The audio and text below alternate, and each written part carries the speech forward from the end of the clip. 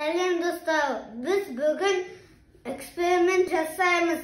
Ол үшін бізге керек суы, жұмыртқа, тұз және 3 стакан.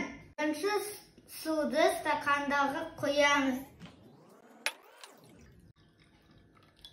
Екіншіден жай суға жұмыртқаны саламыз. Екінші стаканға 10 қасық тұз саламыз.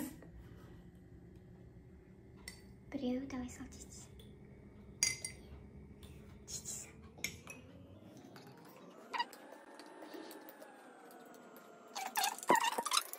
Мінекей араластырдық. Енді ложканы жерге қоямыз. Бір жұмыртқаны саламыз. Ол батып кеткен жоқ. Үшінші стаканымызға 3 қасық тұз саламыз.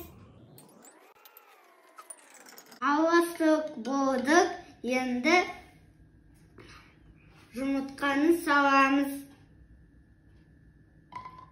Ол судың ортасында тұрып қалды.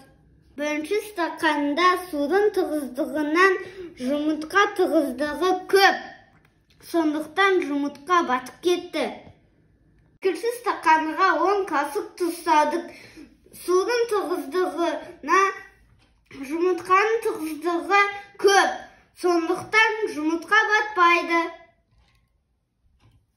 Үшінші стаканға 3 қасық тұз салдық. Су мен жұмыртқаның тығыздығы тең.